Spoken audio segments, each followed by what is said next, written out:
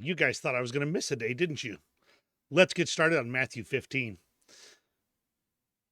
The scribes and Pharisees contend against Jesus. He heals the daughter of a Gentile woman. He feeds the 4,000. Then came to Jesus scribes and Pharisees, which were of Jerusalem, saying, Why do thy disciples transgress the tradition of the elders? For they wash not their hands when they eat bread. But he answered and said unto them, Why do ye also transgress the commandment of God by your tradition? For God commanded, saying, Honor thy father and mother, and he that curseth father or mother, let him die the death. But ye say, Whosoever shall say to his father or his mother, It is a gift, by whatsoever thou mightest be profited by me, and honor not his father or his mother, shall be free. Thus have ye made the commandment of God of none effect by your tradition. Ye hypocrites, well did Esaias prophesy of you, saying, This people draweth nigh unto me with their mouth, and honoreth me with their lips, but their heart is far from me. But in vain they do worship me, teaching for doctrines the commandments of men. And he called the multitude, and said unto them, Hear and understand. Not that which goeth into the mouth defileth a man, but that which cometh out of the mouth, this defileth a man. Then came his disciples and said unto him, Knowest thou that the Pharisees were offended after they heard this saying?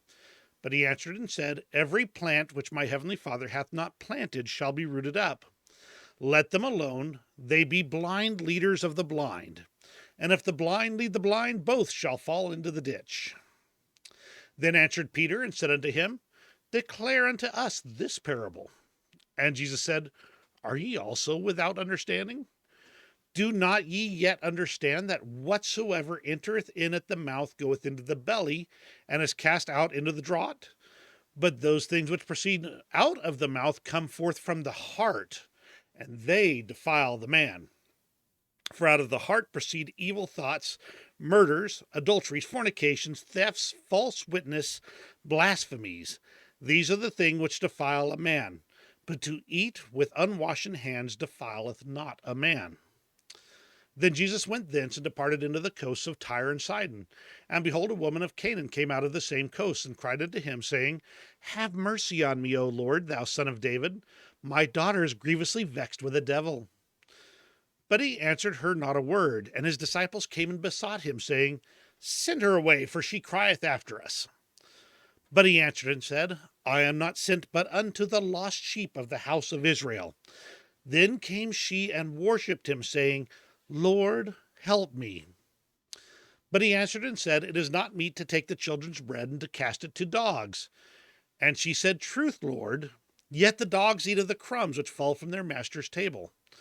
Then Jesus answered and said unto her, O woman, great is thy faith.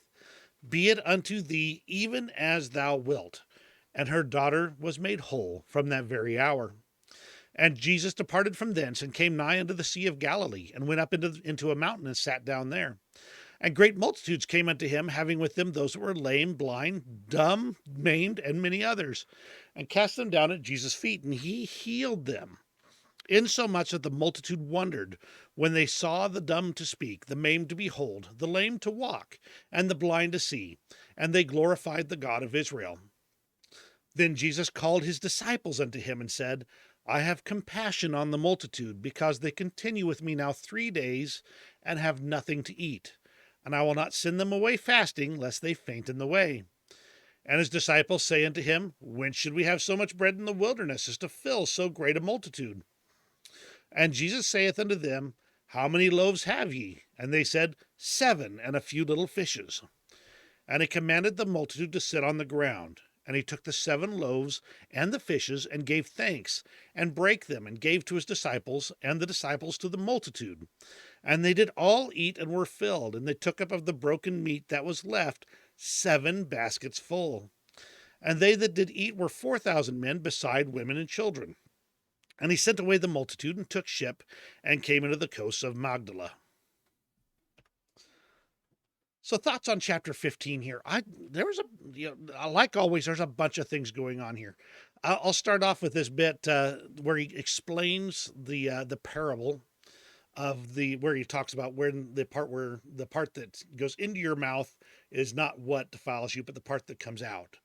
And he spells it out pretty well. But my interpretation of it is that what comes out of the mouth truly reveals the heart of the person inside.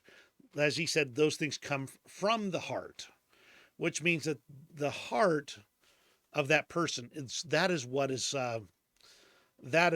corrupted, and from there will come these evil works. Whereas if the heart is pure, good works, good words will pour forth out of the mouth, and those types of things will reveal the type of person that is before you. What comes out of their mouth tells you who they truly are.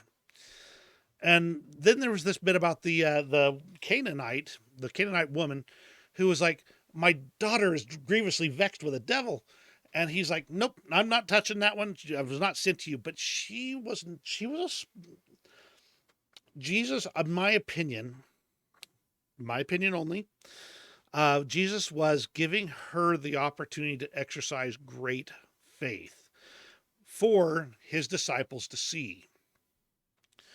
And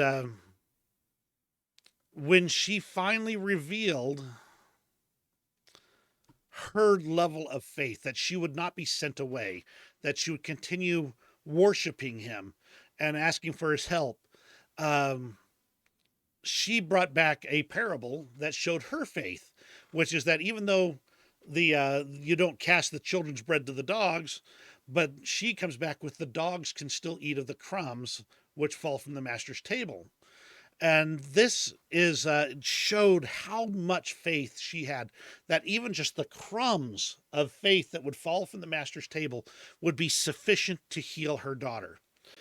And just tremendous faith there, and 100% deserved in the sense of her faith, the miracle that was wrought.